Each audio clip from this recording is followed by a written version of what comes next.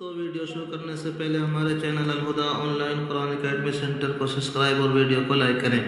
بسم اللہ الرحمن الرحیم۔ اسلامی تاریخ نجاشی کے دربار میں کفار مکہ کی آخری کوشش۔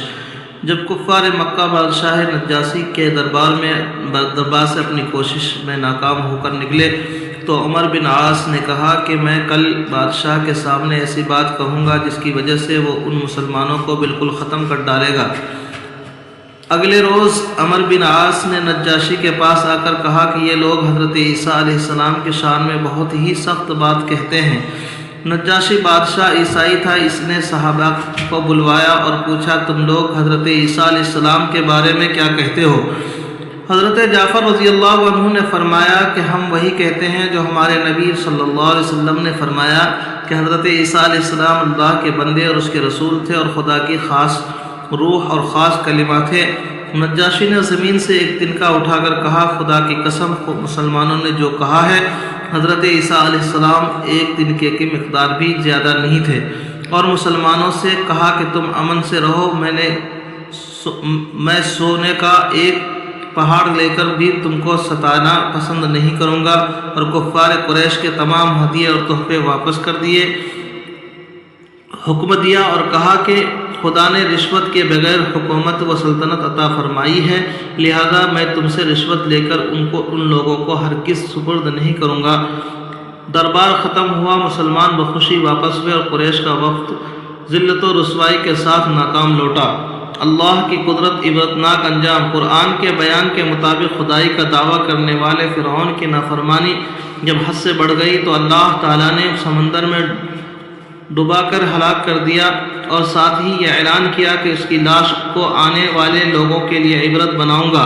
چنانچہ محققین کی رائے کے مطابق فرعون کی لاش 1881 عیسوی میں سمندر سے ملی، جو تقریباً 3116 سال بعد سمندر سے نکالی گئی، اور اتنی لمبی مدت گزرنے کے بعد بھی لاش کو گلنے سڑنے سے بھی محفوظ رکھا، جو آج بھی مصر کے میزورم میں موجود ہے۔ آخر وہ کون سی ذات ہے جس نے سمندر میں بھی اس کی لاش کو محفوظ رکھا؟ یقیناً اللہ کی ذات بڑی قدرت والی ہے۔ ایک فرض کے بارے میں وضو میں چمڑے کے موزے پر مسح کرنا۔ حضرت علی رضی اللہ عنہ فرماتے ہیں میں نے حضور صلی اللہ علیہ وسلم کو موزے کے اوپر کے حصے پر مسح کرتے دیکھا۔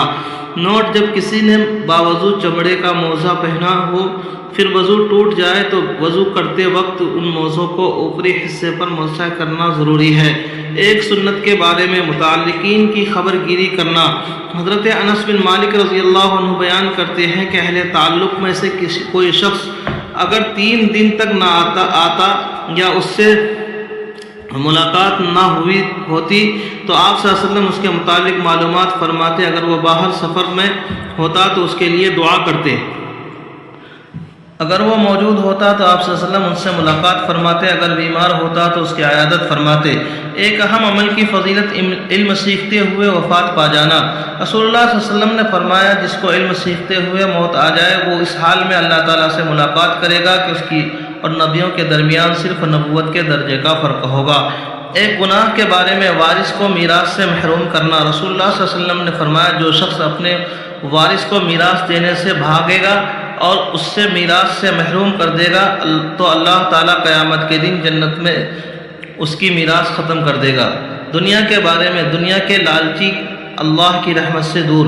رسول اللہ صلی اللہ علیہ وسلم نے فرمایا قیامت قریب آ چکی ہے اور لوگ دنیا کی حرص و لالچ اور اللہ تعالیٰ کی رحمت سے دوری میں بڑھتی جا رہی ہیں۔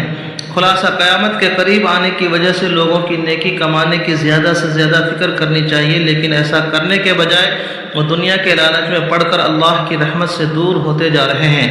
آخرت کے بارے میں انسان کے اعضاء کی گواہی۔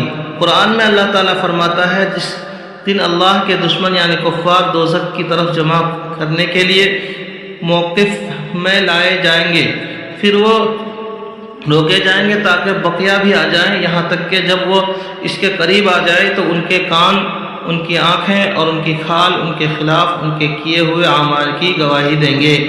طب نبوی سے علاج۔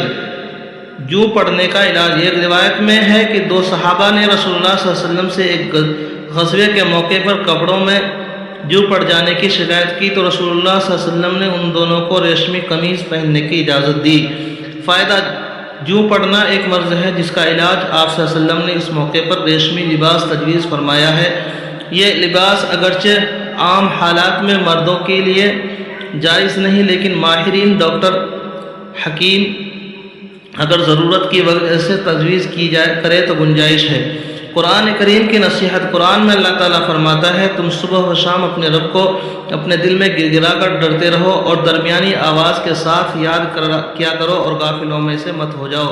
اللہ تبارک و تعالیٰ عمل کرنے کی توفیق نصیب فرمائے۔ چینل کو سبسکرائب اور